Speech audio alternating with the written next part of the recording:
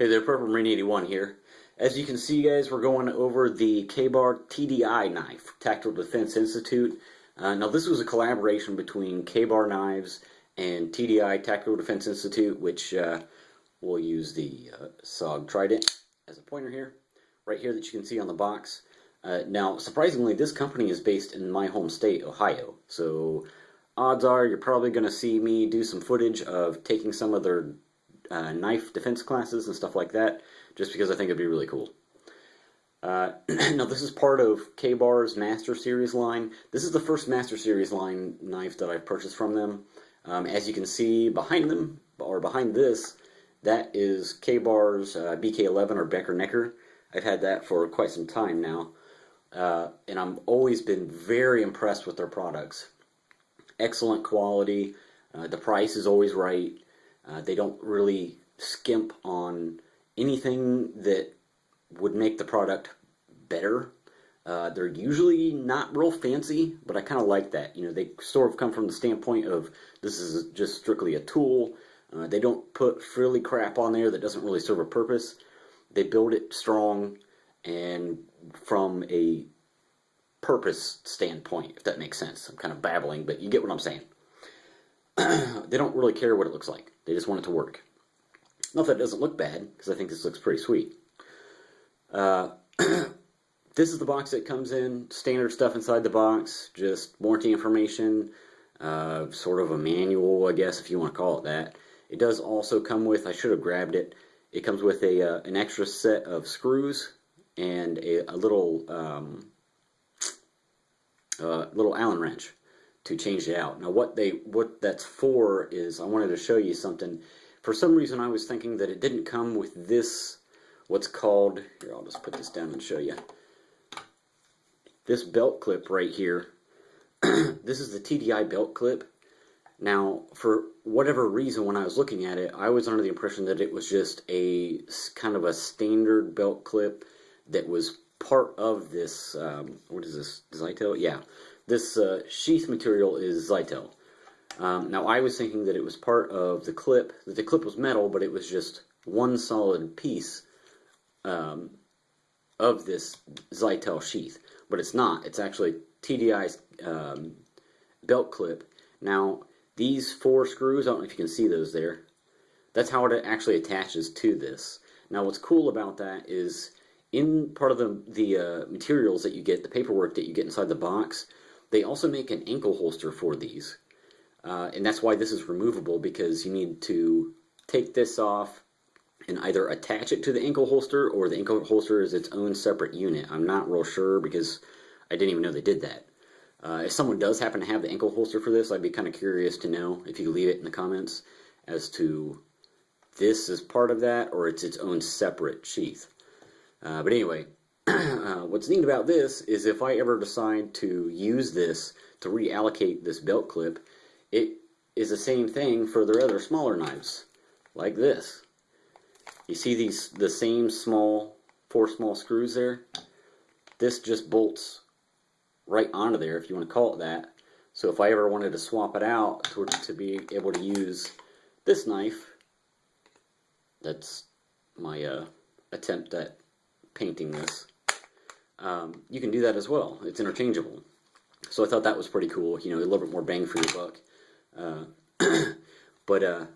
Yeah, the sheath itself is pretty cool. It seems pretty solid. Zytel. Same as this. Actually, I don't think this is Zytel. I think this is, oh, I just had a brain fart. This is just glass-filled nylon. I'm sorry.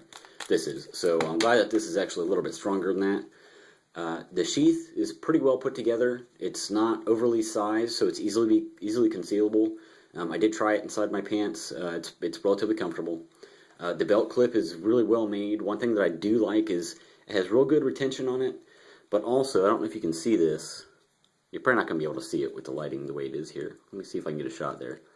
What I'm trying to show you is this area, this little piece right there.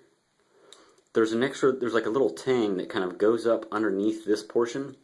So if you're ever deploying the knife, or even a little bit ago when I tried to just remove this from my pants, this portion catches on the underside of either your pants or your belt, so it can't just be jerked out. You actually have to kind of push it down a little bit and then pull up on the belt clip to clear that little thing and then lift it off of your pants or your belt, which is really good because that's going to help you retain this a lot better. And you don't get that annoying thing that you sometimes get with firearm holsters where you go to draw the weapon and the whole damn thing pulls your pants up before it releases. But here is the knife. Probably tired of me babbling, just want to see it, right? They make different sizes of this as well. This is their, I guess, regular size. They do have a large, which I don't know how much larger it is. It looks pretty long. It looks, I want to say, probably about a 4-inch blade. This is, the blade length on this is 2 5/16. Overall, I'll just give you some specs on it real quick while I got it out. Overall, 5 5/8. It is made out of an AUS 8A steel, so pretty close to what this is. But it has that A, AUS 8A steel. Rockwell hardness, pretty much what you'd expect, 57, 59. Weight, 0.35 pounds, so you're looking at, what, maybe about 5 ounces. It's not heavy. I mean, it's very solid feeling, but it's not that heavy at all. Very, very sharp right out of the box. You can see the blade thickness on there. Let me see if I can get that to focus for you. There you go. It does have kind of like an attempt at jimping right here, which, I mean, it does grip, but it's not, you know, real aggressive. It does also have it on the back, so if you're doing reverse, that works as well. Hollow grind, as you can see. Drop point. The handle is Zytel. Let me see.